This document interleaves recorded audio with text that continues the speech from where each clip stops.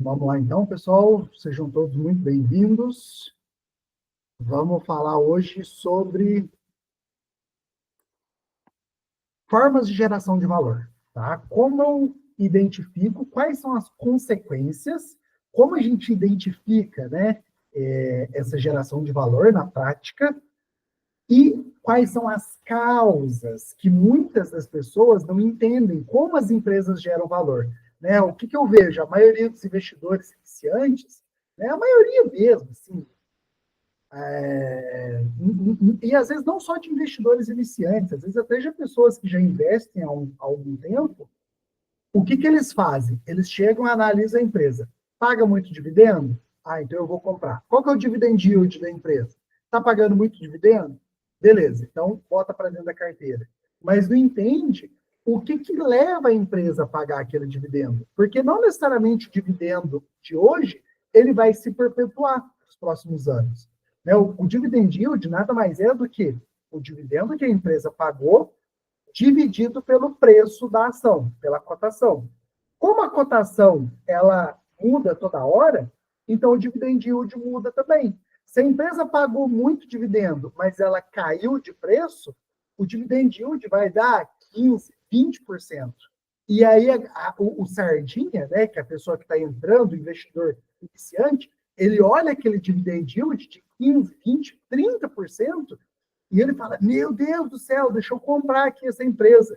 Só que ele não entende que não necessariamente aquele valor de dividendo vai se perpetuar para os próximos meses. Então, o dividend yield é uma métrica muito ruim, porque o numerador da fórmula está olhando para trás.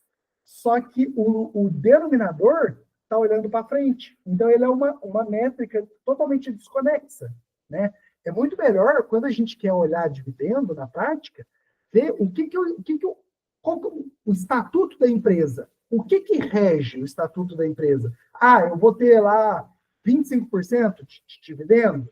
Ou o payout, por exemplo, uma métrica bem fácil da gente acompanhar lá pelo Investidor 10, Fundamentei, a Baster.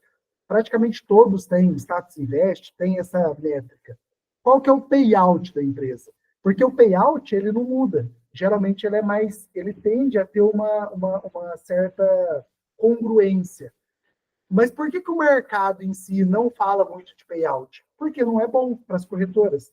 Para a corretora, para a casa de research, para o analista, ele vai buscar sempre o dividend yield, porque o dividend yield ele muda toda hora. Então, agora é essa vaca leiteira, daqui a pouco é outra.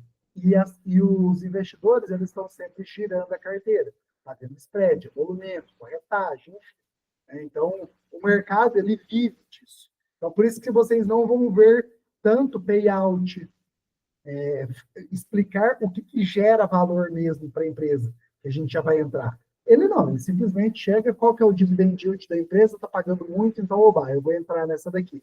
Aí, daqui a pouco, o dividend yield muda, e assim sucessivamente, tá? Então, vamos aprender hoje como identificar, né, empresas de fato, né, de verdade, como identificar como as empresas geram valor na prática. Bom? Então, a gente está visando aqui construção de longo prazo. Né? A gente quer compor o nosso capital. Né? E, para isso, a gente tem que entender que composição de capital, ele vai dar rentabilidade, mas a empresa precisa ter consistência. Rentabilidade nada mais é do que o ROI, né? Que é o retorno sobre o investimento, ou ROE, que seria o Return on Equity, né? Que é o retorno que a empresa dá em prol do patrimônio líquido dela. Né? Então, ela precisa ter rentabilidade, consistência, isso precisa ser, de uma certa forma, projetado, né? Esse fluxo de caixa, essa receita anual da empresa, eu preciso ter uma certa previsibilidade. Né? Essa empresa, ela tem consistência, por isso nós olhamos se a empresa tem lucros consistentes, né? Para eu ajustar ao meu risco. Né? Eu não vou sair comprando turnaround, IPO. Não, eu quero ter um risco controlado. Tanto investindo em cada empresa e através da gestão de risco que a gente faz. através das alocações da nossa carteira. Então, qual que é o percentual máximo que eu quero me expor a uma empresa? Por quê? Nós já vimos que, pelo princípio da convexidade, o máximo que eu posso perder é o que eu coloquei na empresa. Mas o que eu posso ganhar é a empresa multiplicar por 100, 200, 300, 1000%, né, que seriam as 10 baggers.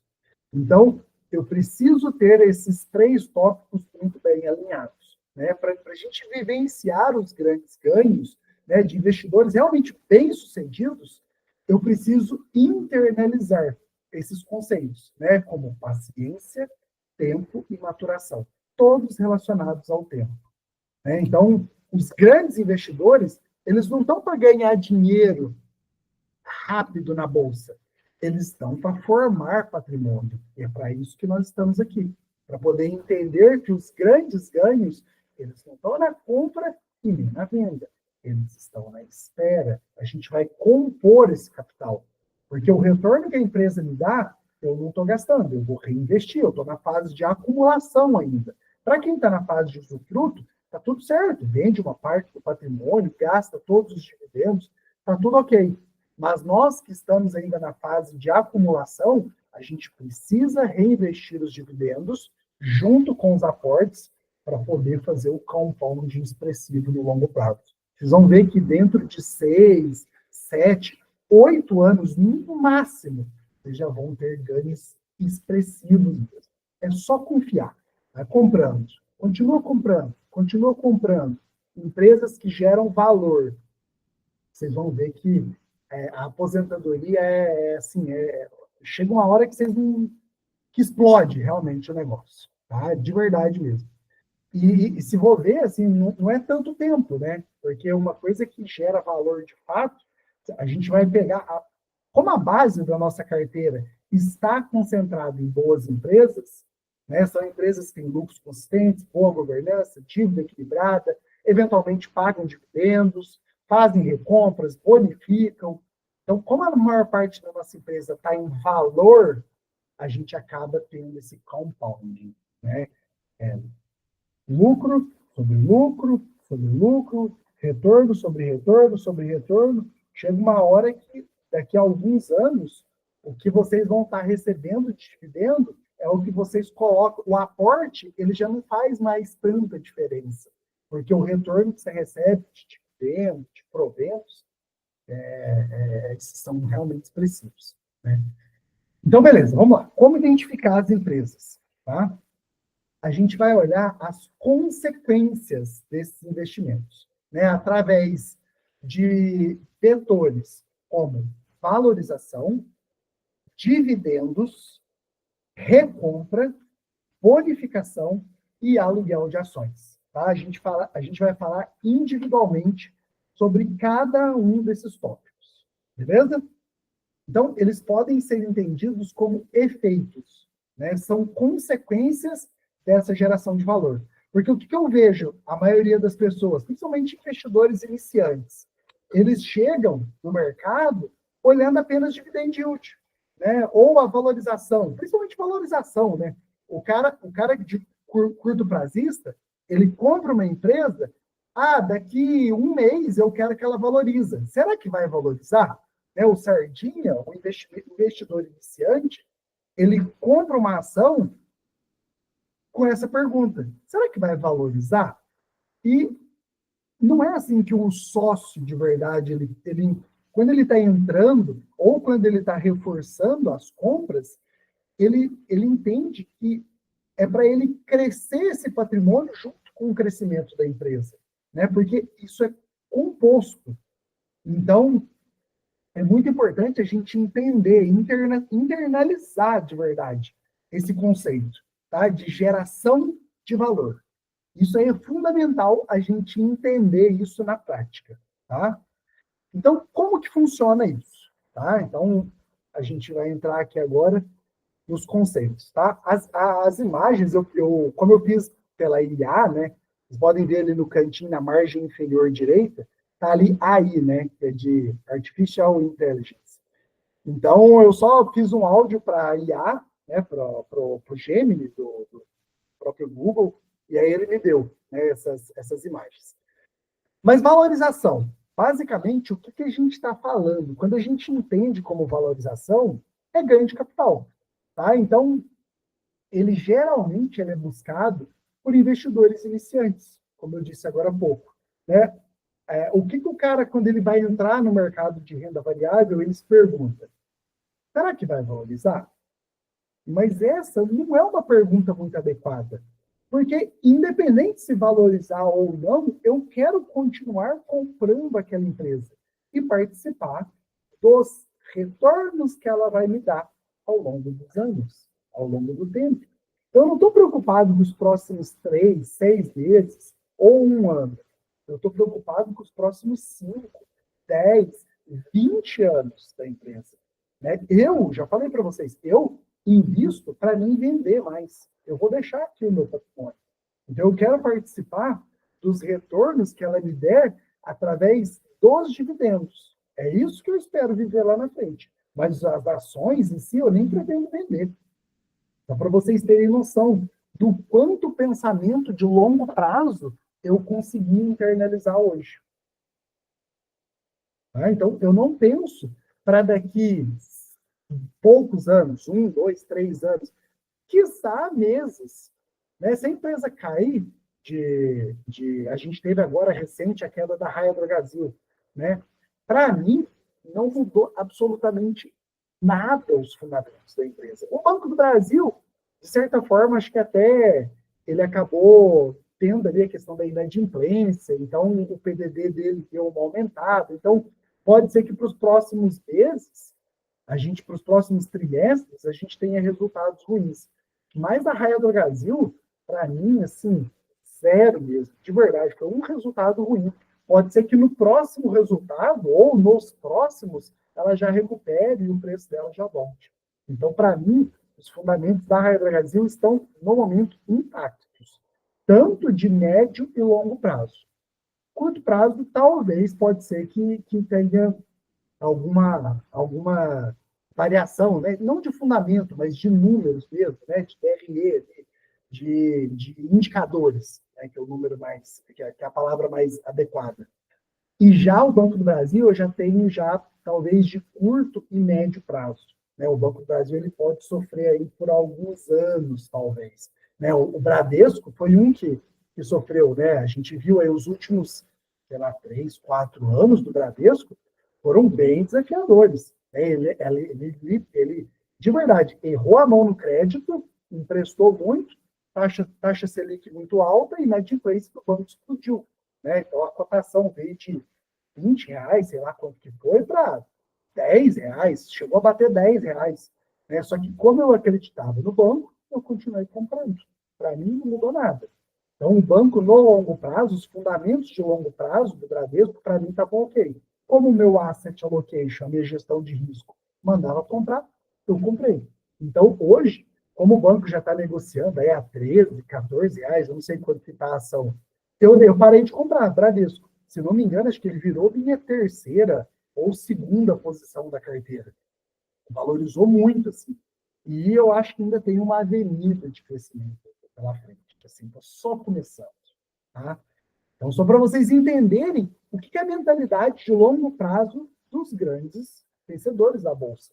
Né? Se for pegar todos os grandes vencedores da Bolsa são aqueles que compraram e guardaram. Só isso. Compraram valor, sentaram em cima das ações e carregaram para o longo prazo. Warren Buffett, Charlie Munger, Peter Lynch, Philip Fisher, lá nos Estados Unidos, aqui no Brasil, Luiz Barsi, Pedro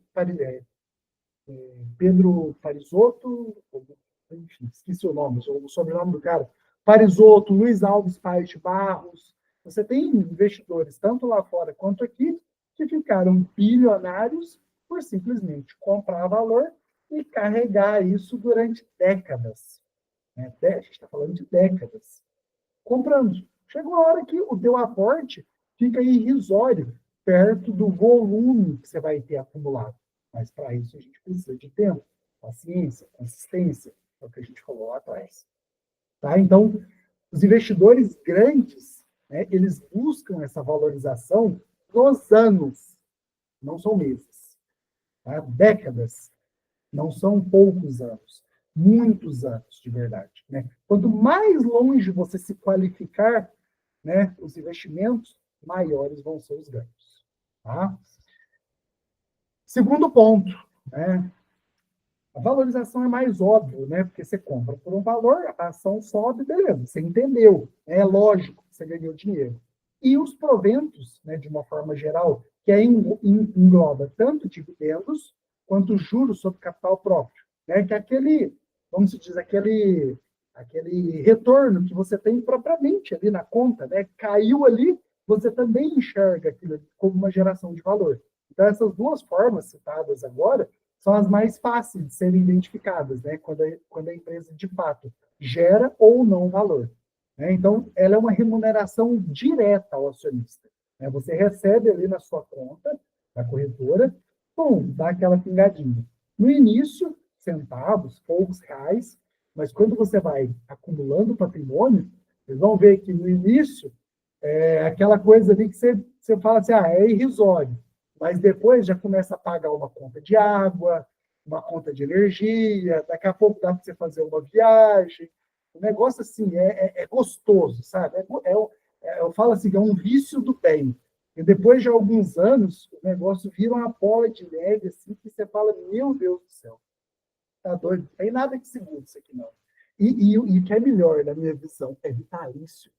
Isso que, para mim, assim, então, porra, é para sempre. Porque a empresa vai estar lá. É mais fácil eu morrer, eu não estar aqui daqui 50 anos, do que o Itaú, do que o Bradesco, do que a Porto Seguro. Por falar em Porto Seguro, assim, hoje em dia está batendo de frente com a VEG aí, na melhor empresa da Bolsa, viu? Os últimos trimestres, os últimos anos, gerou um valor absurdo. Outra empresa, assim, que a gente, vou te falar, viu? Empresa, assim, de nível de excelência mesmo. Porto Seguro, tá? Então, o que determina? Né? A gente falou sobre o ROI, que é o Return of Investment. Esse é o que determina o retorno do acionista, porque é o retorno que eu vou ter em cima do meu investimento. Né? Esse é o que determina. Né? E o dividendo, como eu falei para vocês lá no início, ele geralmente está ali no estatuto da empresa. Se a gente for lá naqueles documentos que a gente tem lá no RI, que é o site de relacionamento com investidores, você vai ter lá, né, o estatuto da empresa, os dividendos. Então, assim, no Brasil, já é meio que de praxe as empresas pagarem no mínimo 25% do seu lucro líquido. Tá? Às vezes menos, que passa períodos conturbados, aí faz, né, a empresa faz caixa para poder manter ali, passar um período turbulento. Por exemplo, a pandemia, né, ficou tudo muito incerto, então as empresas diminuíram um pouco esse fluxo, né, de dividendos, mas quando passou ali aquele momento conturbado, final de 2020, início de 2021, elas já viram o que estava acontecendo e já voltou o fluxo ao normal. Assim. Então, no longo prazo, a gente tende a ter uma constância desse retorno, né, desse dividendo. Então, por isso que ele é muito atrativo, né, porque é um retorno imediato, como eu falei para vocês, que a gente já vê ali na nossa conta, né? E os dividendos, como a gente sabe, eles são descontados do valor da ação, né, percentualmente. Então, aquilo ali sai do patrimônio da empresa. Então, essa é a regra da B3. Né? O patrimônio, o dividendo, ele não é um valor que sai do nada, aleatório. Ele sai do caixa da empresa. Então, a B3, ela vai lá e desconta percentualmente no outro dia. A empresa já abre com um valor percentual menor, e aí depois o que o mercado faz, aí né, pode valorizar, pode desvalorizar, pode ficar de lado. Aí é o que o mercado decidir, né, através de fluxo ali, de compra, pressão compradora, pressão vendedora. Mas a B3 sempre, ela vai descontar um percentual. Então, o dividendo ele não é um valor de graça. Né? Ele gera valor, mas o que de fato gera valor é o lucro que a empresa veio tendo no período. E não o dividendo em si, que é o que a galera às vezes confunde, né? Ah, empresa boa porque paga dividendo. Não, não é isso. A empresa ela é boa porque ela tem lucro. Se ela paga dividendo ou não, é outra história, né? Mas o dividendo em si é uma forma de gerar valor, né?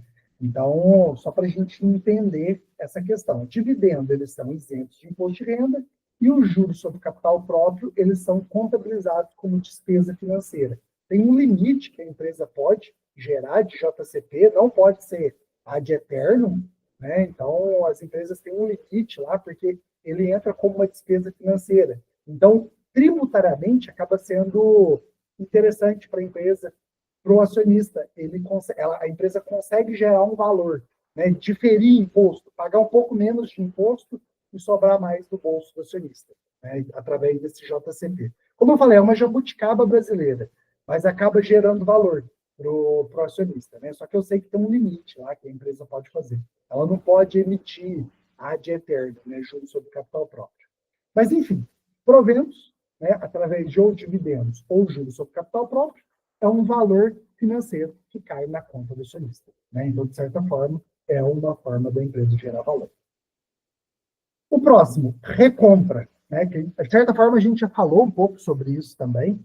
A recompra nada mais é do que a própria empresa ir a mercado, no mercado secundário, e recomprar as próprias empresas. Então, aquele valor sai do caixa da empresa ou do patrimônio líquido, né, da reserva de lucros. A empresa vai lá, porque lá no balanço patrimonial, a gente tem ativos, passivos e o patrimônio líquido, né? Então, a reserva de lucros, ela está dentro dessa fileira aqui de baixo, patrimônio líquido.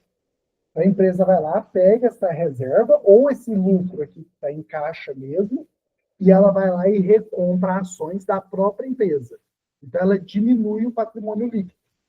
E aquilo ali gera valor, porque, primeiro, ela teve lucro, né? Mas é uma manobra interessante, porque a empresa é a mesma, né? Ela não diminuiu, apesar do patrimônio líquido dela ter diminuído. Mas a empresa não diminuiu, ela é a mesma. Só que, eventualmente, como ela vai continuar, as operações dela vão continuar, o mesmo lucro gerado agora vai dividir num bolo menor. Vão ter menos fatias para serem divididas. Então, de certa forma, isso gera um valor absurdo no longo prazo para o acionista. Inclusive, eu já falei para vocês em outras aulas que o McDonald's, lá nos Estados Unidos, ele é uma empresa que ela é perita em fazer recompra. Ela faz muita recompra. Tanto que o patrimônio líquido dela é totalmente distorcido. Se você for ver o ROI dela, que é o Return on Equity, o equity é o patrimônio líquido, ele é um indicador que às vezes fica negativo. Então ele é totalmente distorcido. Não dá para você pegar o ROI do McDonald's como base para poder fazer comparação, né? Um estudo da empresa através do ROI. Porque ele é totalmente distorcido, porque a empresa faz tanta recompra que é como se o patrimônio líquido dela fosse negativo, mas obviamente não é, pô, é uma baita empresa. Tem vários imóveis, mundo inteiro, áreas extremamente nobres, né, que o McDonald's detém. Então, um adendo aqui, bem importante. Hoje, dentro do Ibovespa, nós estamos com recorde de empresas fazendo recompras. E o que isso sugere? O que a gente pensando aqui? Que as empresas estão enxergando que os seus valores de market cap, de cotação, estão baixos. Certo? Dá para a gente já começar a entender. Se hoje, esse é um fato, tá? É um dado. Vocês podem ver. Nunca na história está havendo tantas recompras quanto nós estamos vendo nos últimos meses dentro das empresas aqui no Brasil. Tá? Então, se está havendo muita recompra, é porque os controladores, né, eles estão enxergando que suas ações estão extremamente descontadas. Então, eles vão lá para gerar um valor muito maior para o acionista. Você concorda comigo que se o mercado disparar e a ação subir, não faz tanto sentido fazer recompra, porque eu vou estar comprando caro, certo? Mas se eu vejo que o valor está lá embaixo, então é um indicativo bom de eu ver que se o dono, que é o dono da empresa lá, o controlador, está recomprando ações, quem sou eu para discordar dele? Então, é um indicativo muito bom. E nós estamos, esse é um fato, nós estamos em níveis recordes de recompras aqui no Brasil. Porque aqui no Brasil não é comum, tá? Grandes recompras. As empresas não têm tanto hábito. Aqui no Brasil é mais dividendo. Os investidores, eles gostam mais de dividendo. Só que os níveis de preço que a gente está aqui no Brasil hoje são tão absurdos, as empresas estão sendo tão descontadas, que as próprias empresas estão pegando a sua reserva de lucro, distribuindo um pouquinho de dividendo para, né, não perder o costume, vamos dizer assim, mas estão recomprando muito. Tá? Então, nada mais é do que uma elevação do LPA, o lucro por ação, né, ou Earnings Per Share, né, que é a sigla ali, ó, EPS, né, em inglês, ou lucro por ação aqui em português. Se eu tenho o mesmo lucro, mas eu tenho menos ações, então, obviamente, eu estou gerando valor. Tá? Então, isso vai ocasionar, no longo prazo, cada vez mais uma pressão compradora, porque vai chegar um momento que vão ter poucas ações. Se eu tenho muitos compradores e poucas ações, a tendência do valor é esticar, né, do preço da empresa esticar no longo prazo. Só que são movimentos que não são curto-prazistas, não é do próximo mês. Por isso que a gente tem que ir acumulando boas empresas. Por isso que a nossa estratégia, no longo prazo, ela é vencedora, né, para aqueles que realmente acreditam e continuam comprando valor. Né? O quarto seriam as bonificações, né, que as empresas... O que acontece? O que é uma bonificação? A empresa vai lá, eu falei para vocês do balanço patrimonial, ela tem a reserva de lucros, que fica, né, dentro aqui dessa parte do patrimônio. A empresa tem a reserva de lucros. Ela pega essa reserva de lucros e só joga para o capital social da empresa. Então, eu aumento o número de ações proporcional. Então, se você tem, sei lá, 100 ações e a empresa vai bonificar em 10%, então, para cada 100 ações, você vai receber 10 de bonificação. Então, aparece lá mesmo. Eu vou ter, a partir de agora, 110 ações do Bradesco. Tá? O Bradesco é uma empresa que fazia muita bonificação. Né? Ela pegava essa reserva de lucros, incluía no capital social, expandia a empresa, e a empresa crescia através de uma expansão de base acionária. A empresa cresceu, obviamente você tem mais lucro, né? Porque você tem mais ações. Então, a bonificação em si, ela é um ajuste contábil. Ela não gera valor, mas o que gerou valor, a reserva de lucros. Então, o lucro é o que gera valor. Se a gente estiver em lucro, a gente vai estar sempre gerando valor, seja através de bonificação, de recompra, de dividendos, de capital próprio, não interessa. Se a empresa não pagar, obviamente ela tem que valer mais. Então, eu vou ter uma valorização, de capital. Então, de todas as formas, eu estou gerando valor, independente de qual, naquele momento, vai me atender. Né? Então, a bonificação, ela pega esse capital, ela pega essa reserva de lucros e inclui lá no capital, mediante a mais ações proporcional para cada ação. Tá? Então, ela é um ajuste contábil, não há essa criação direta de valor, né, porque o valor foi criado através do lucro, né, que foi lá para a reserva, mas, de certa forma, você acaba tendo mais ações. Né? Futuramente, como você tem mais ações, como há mais ações, essa base acionária ela foi expandida, a empresa crescendo, vai gerar valor para nós. Tá? E o último aqui, o aluguel de ações. Tá? O que seria esse aluguel de ações? Quando a gente tem mais ações, né, você vai crescendo o teu patrimônio, você vai acumulando patrimônio. Você vai tendo mais ações, você pode alugar essas ações. Tá? Então, existem operações com derivativos, que a gente vai ver em aulas posteriores, mas eu não recomendo, eu nem faço isso, porque o Buster mesmo fala, né, que você come como um pinto e caga como um pato. Você vai ganhando de pouquinho, de pouquinho, de pouquinho. Quando você cria coragem, está corajoso, vai entrar numa operação maior, você perde tudo aquilo que você ganhou. Então, e fora que você tem que ficar acompanhando o mercado, não faz sentido. Sabe? Para nós que somos buy and hold, a gente só vai lá, aluga as nossas ações para alguém que vai fazer essas operações, né, geralmente com opções, né, que a gente chama de put. né? A pessoa entra, ele toma emprestado, então ele é o tomador, ele toma emprestado essas ações para poder alugar elas e ganhar com a queda, com o movimento de queda.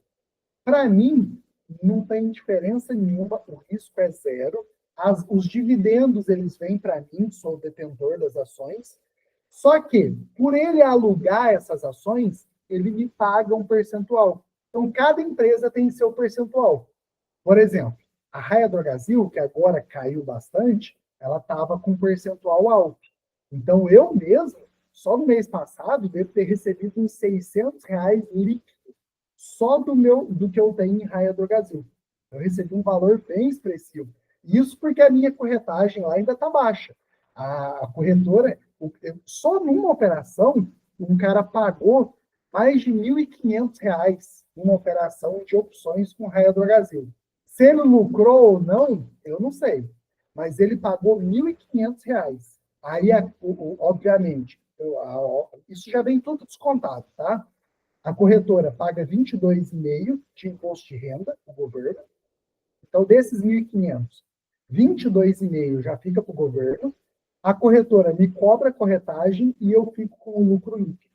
Então, dessa operação total, tipo assim, foi uns 200, R$ 300, sei lá, de IR, de imposto de renda, mais uns, sei lá, 600, R$ 700 que a corretora ganhou, e mais uns R$ 500, R$ 600 para mim, sabe, de lucro líquido, pelo valor que eu tenho investido em Raia Drogasil.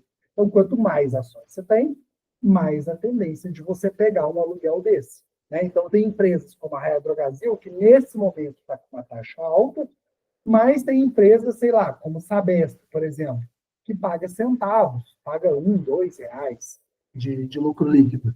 Então, vai depender do momento. Né? Se a ação tende a desvalorizar, geralmente ela vai ter um aluguel mais caro. Então, a pessoa vai ter que pagar um valor maior para poder alugar para me tomar essa ação. Mas a ação sempre vai ser minha. Ao final do contrato, ele paga o valor e a ação volta para mim. Tá? Então, hoje em dia, a gente não faz isso de forma física. Tem o contrato mesmo, as próprias corretoras já disponibilizam isso de forma automática. Né? O patrimônio meu vai continuar lá sendo meu. Algumas corretoras aparecem, outras somem. Então, assim, fica um pouco desconfortável, né? Porque você acha que a ação sumiu. Mas, na verdade, ela não sumiu, ela é sua. O risco é zero, absoluto, assim, o risco é zero. E acaba pingando alguma coisa. Né? Aí, quanto maior o teu patrimônio, você pode negociar a taxa de corretagem também, né? Geralmente, ela, no mínimo, ela paga ali uns 20%, tá, do valor total. Paga 22%, a corretora pode ficar com 60% e te dar 20%, ou ela pode ficar com 20% e te dar 60%. Aí vai essa negociação, sabe? Dá para ficar meio a meio também. Então, vai de corretora para corretora. Tá? Mas essa é uma forma que gera valor também. Né? A gente tendo essas ações e apenas disponibilizando elas para as pessoas operarem derivativos. Tá? E isso acaba complementando o nosso fluxo de caixa para reforçando os aportes, né? Vamos dizer assim. E comecei em risco, então a gente acaba tendo essa geração de valor também. Beleza? Até aqui tudo tranquilo. A gente entendeu quais são os efeitos, as consequências. Agora a gente vai identificar quais são as causas. Né? O mais importante é a gente buscar essas causas. Né? Ou seja, o que a empresa está fazendo lá na ponta para ela gerar de fato valor ao acionista. Porque, beleza, eu sei que o lucro ele gera valor. Né? Eu estou gerando valor para a sociedade. Mas o que faz a empresa, na ponta, gerar ou não valor? Tá? Então, eu coloquei aqui 4, né, que eu identifiquei, que basicamente é resolver problemas. Uma empresa existe para resolver problemas, né? Senão ela não teria sentido a empresa existir. Nós, né, somos dentistas, a gente só está ali porque as pessoas têm dor de dente, têm dente torto, dente escuro, sei lá, né, então, quer tirar um siso, está com alguma dor. Então, a gente resolve o problema das pessoas. Mas a Apple resolve problemas. O Google, né, resolve problemas. A Engie, energia, resolve problemas. Então, toda empresa ela resolve um problema. Observa o mercado, né, para ela se antecipar, quais são as tendências de mercado, enfim, né? Elas geram vantagens competitivas e a gestão de pessoas, que, na minha visão, seriam causas que fazem as empresas gerarem valor lá na ponta, né? Obterem lucro, vamos dizer assim. Então, primeira questão, resolução de problemas, né? Como uma empresa, de fato, resolve problemas? Né? Essa é uma avaliação um pouco subjetiva, né, vamos dizer assim, porque é difícil a gente mensurar isso, né? Putz, se a empresa realmente está ou não resolvendo problemas. Mas, de certa forma, a gente consegue identificar, né, se a empresa consegue atender bem seus consumidores. Né? Qual que é o nível de satisfação que as empresas têm? Né? A Porto Seguro, ela é tida como uma empresa high quality. Né? Por quê? Porque os seus clientes gostam. Quando eles precisam acionar um seguro, eles sabem que eles podem contar. Então, por isso, ela acaba tendo um prêmio em cima dos seus seguros. Ela consegue colocar um valor a mais, né, para poder vender os seus seguros lá na conta, dos seus clientes. Então, isso acaba sendo uma forma de resolver problemas e criando um diferencial competitivo também, né, uma vantagem competitiva, que a gente já vai ver logo na sequência. Né? Então, as empresas, elas existem essa demanda e elas, através de resolverem essas demandas, elas criam esse nível de satisfação dos seus clientes, que fazem eles recomprarem e indicarem e criar esse círculo, né, de NPS, né, que é Net Promoter Score, que é quanto maior o nível de NPS da empresa, quer dizer que ela, de fato, consegue gerar valor para o acionista. Né? Então, primeiro ponto, para eu entender se a empresa gera ou não valor, ela resolve problemas?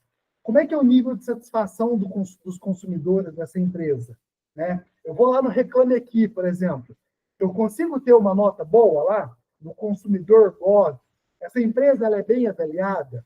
Né? Os problemas que existem, porque a gente sabe, né? Nós somos empreendedores aqui, né? Ou, enfim, se as pessoas não, um funcionário público estiver vendo uma aula dessa, ele sabe que as empresas existem para resolver problemas.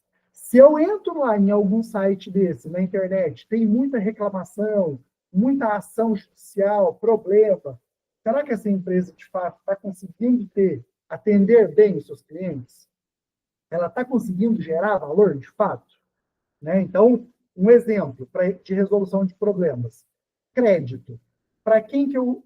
Quais são as empresas que oferecem crédito? Bancos. Né? E aí eu tenho essa demanda de crédito atendida, beleza. Então, se eu não tivesse o banco, eu não teria essa, como se diz, o banco ele só existe para atender, de fato, essa demanda. Né? Aí, claro, sem gerar inadimplência, né? Porque o banco ele precisa ter esse jogo de cintura. Ah, não, senão se for assim é muito fácil. Dá crédito para qualquer um e que se dane. Não, opa, peraí, não é assim que funciona. O Itaú é mestre em dar crédito. Né? Tanto que a gente viu o Bradesco sofreu muito na pandemia e agora o Banco do Brasil está começando a sofrer. Aumentou a taxa de juros, encareceu o empréstimo, é mais difícil do cara arcar com aquele compromisso dele, principalmente as pessoas que têm dívida pós-fixada. Então, a empresa resolve o problema de fato? Beleza, ela gera valor. Segundo ponto, observação de mercado. O que a gente vai citar aqui? Tá? A empresa ela é capaz de antecipar tendências? Por exemplo, a Engie é uma empresa. A gente sabe que empresa de energia, elas têm forte demanda para sustentabilidade. É um fato, o mercado está exigindo isso. Né? As empresas se tornarem cada vez mais ecológicas, né? Que é a questão do ESG, né? Que é Environment, Social Governance, né? Que são práticas de boa governança, né? Com sustentabilidade. Então, se o mercado exige isso, as empresas que eu vou investir elas já estão adotando boas práticas ou não? Então, são antecipações, tendências de mercado. As empresas que eu invisto, elas têm essa capacidade de se adaptar, né? As pessoas investiam lá atrás em blockbuster, né? Eu sou da época, nós que estamos aqui presentes nessa aula, a gente é da época que você ia lá na videolocadora e comprava aquela fita lá, passava o final de semana e tal. Hoje em dia, a Netflix veio e dominou. Ela teve a capacidade de se adaptar, né? Então, hoje em dia nem existe mais empresa de fita, né? De CD, depois mudou para CD e tal, né? Aquele DVDzinho que você comprava. Então, não existe. Hoje em dia é tudo streaming. Ou você se adapta, ou você vai morrer, né? Não tem. Você precisa ver se as empresas estão ou não observando o mercado. E se elas estão observando o mercado, se elas estão se antecipando a essas tendências que a gente acabou de citar, né, a Engie, por exemplo, né, essa questão de ser ESG, de olhar para a questão da sustentabilidade, de buscar fontes de energia renovável, né, ela tirou lá, vendeu todas as termoelétricas e está focando em energia eólica, solar, enfim, né, vendendo para casas, para ter autonomia própria de energia. Então, assim, são empresas que estão à frente. Elas estão buscando se adaptar a novas tendências de mercado. Então, você investindo em empresas dessa, obviamente, você está protegendo o seu capital. Porque são tendências de mercado. E, obviamente, se as empresas têm a capacidade de se adaptar e de se antecipar, elas geram lucro para fazerem aquisições. Oba, eu estou observando o mercado. Tem um concorrente meu crescendo, eu vou lá, eu tenho mais capitalizado, eu compro o cara. Empresas que têm capital listado, elas geralmente são líderes de mercado. Podem ver, geralmente. Então, eu estou ao lado dos grandes campeões dos seus respectivos mercados. Eu sou sócio dessas empresas. Eu tenho meu capital muito mais protegido. No momento de recuo, é muito mais fácil pequenas empresas quebrarem do que grandes empresas. Tem acesso a crédito muito mais barato. Então, se a empresa ela tem capital aberto, se ela é listada, ela tem geralmente boas práticas de governança, ela está listada lá no novo mercado e tal, né? Inclusive, a gente pode ver em aula futura, né, algo sobre governança também. É bem importante a gente estudar na prática como funciona, mas enfim, isso é a pauta para outra aula. Mas se eu entendo essa questão, eu entendo que as minhas empresas, por serem listadas, elas têm acesso a crédito mais fácil. O banco, ele vai ter uma tendência a emprestar por um valor muito menor para uma empresa de capital aberto, uma SA, que é listada, do que numa empresa de capital fechado, que ela não tem acesso ao balanço, que ela não tem auditoria, que ela não tem acesso a informações.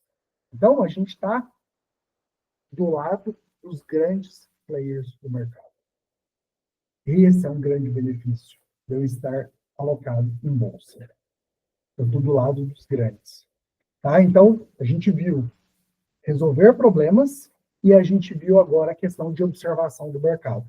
Né? Se eu tenho as empresas com mais, que conseguem se antecipar às tendências de mercado, que conseguem se adaptar às novas tendências de mercado, fazem aquisições, fusões, a Arezzo fundiu com a Grupo Soma, Hermes Pardini, que foi adquirida pelo Grupo Fleury, né, alguns movimentos recentes agora da Bolsa. Então, a gente tem essas empresas, líderes de mercado, cada vez mais líderes, formando pequenos, até às vezes, oligopólios. Haja vista mercado de petróleo, né? Você tem a Petrobras, você tem a PetroRio, você tem lá uma Brava, ou telecomunicações, você tem só Vivo, TIM, Claro, acabou. Ah, beleza, tem a Unifique, tem algumas pequenininhas, mas são praticamente oligopólios. São empresas que estão sempre à frente. Vai começar a crescer uma pequenininha? A Vivo vai lá e compra. É simples. Ela tem caixa, ela tem poder dentro dela. Então, isso gera valor. Terceiro, vantagens competitivas. tá? Se a empresa tem tudo isso, ela resolve problemas, ela tem um nível de qualidade de atendimento, NPS grande, né?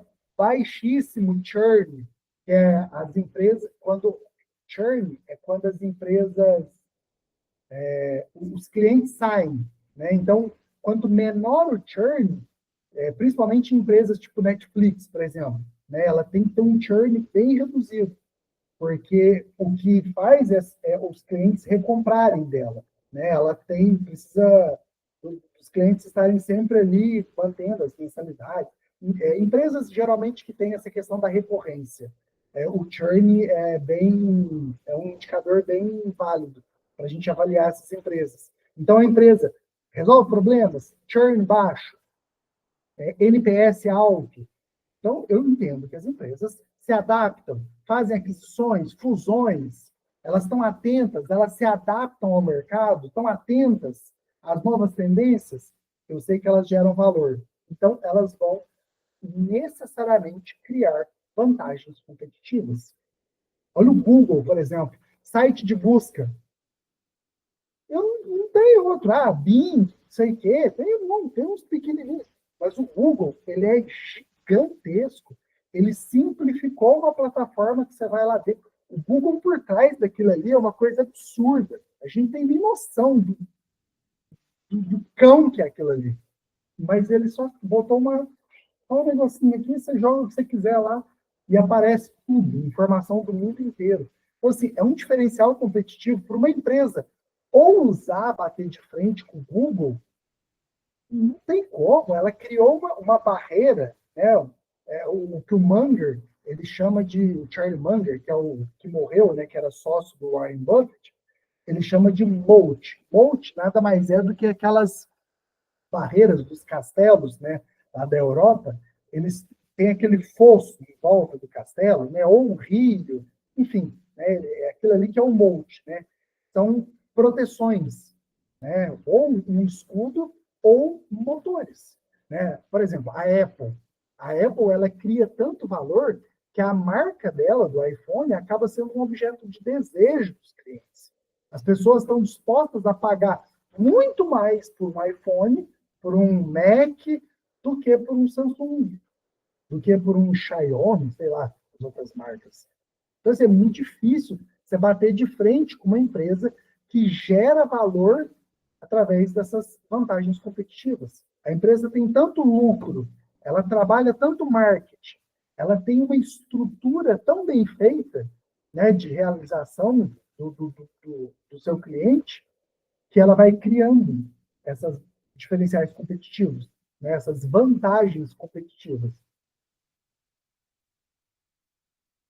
Então, é como se fosse uma irreplicabilidade do modelo de negócio da empresa. Tá? Isso seriam vantagens competitivas. Tá? Então, durabilidade, né? Sei lá, Duracell, por exemplo, né? As pilhas lá, você tem um produto, você vai comprar uma bolsa da Gucci, da Hermès, da, sei lá, Dolce Gabbana, você sabe que aquele produto ali, né, da Louis Vuitton, você sabe que aquele produto ali tem uma durabilidade gigantesca, é um objeto de desejo, né, quase como uma joia, né? As pessoas, elas sentem aquele prazer de obter aquele objeto, né? Aquele status. Né? Você tem um objeto de desejo para com outras pessoas, né, ao redor. Então, essas empresas elas acabam tendo vantagens competitivas. Tá? São, como se diz, né? São ou motores que aceleram a venda, como a Louis Vuitton, né? Enfim, a Apple, por exemplo, né, que a gente deu, ou o Google, né, que são escudos. Né? Sendo difícil você criar uma empresa para poder bater de frente com alguma dessas empresas que foram citadas, né, como exemplo de vantagens competitivas. E, por último, gestão de pessoas. Né? Porque, se a gente for ver, uma empresa nada mais é do que pessoas. Né? São pessoas que estão ali atrás, né? Que estão no dia a dia, treinamentos. Então, esse capital intelectual é muito difícil das empresas copiarem também. Né? Retenção de talentos. Então, esses impactos, esses grupos, né, esses conglomerados de pessoas que vão transmitindo o conhecimento para novos entrantes, fazem com que se forme uma cultura lá dentro, de excelência. Né? Então, essas são formas da gente identificar como que se a empresa tem esses atributos, é porque, muito provavelmente, ela vai gerar valor para o acionista. Né? Ela tem esse capital intelectual. Né? Através dessa sinergia das pessoas lá dentro, dessa transmissão de conhecimento, ela consegue gerar grandes impactos operacionais. Né? Formação de cultura, retenção de talentos. Né? Ela consegue promover essa qualidade na entrega. Então, se eu consigo resolver problemas, se eu faço uma observação de mercado, adaptação, né, lá do, como é que chama lá, o cara que o Darwin, né, darwinismo, não só na natureza, mas no mercado é puro darwinismo, né? Se você não tem a capacidade de se adaptar, uma hora ou outra você vai se expurgar do mercado. Você vai ser expurgado, não tem jeito. Cria vantagens competitivas e através de gestão de pessoas. Tá? Então, essas foram as que eu consegui criar, né, dessa aula, trazer aqui para vocês. De certa forma, a gente entender o que gera valor e dar um passo atrás, né, entender como a empresa gera valor. Né, que eu acho importante. Então, as ações, a gente vai entender que o que gera valor é no longo prazo, a gente ter esse capital composto, através de diversificação, né?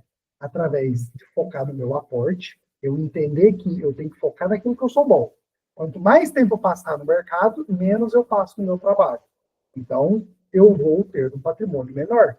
Porque o máximo que eu posso ter sei lá, 20. O Warren Buffett, que é o maior investidor do mundo, ele teve 22%, se não me engano, um pouco mais de 20% durante anos. O maior investidor do mundo.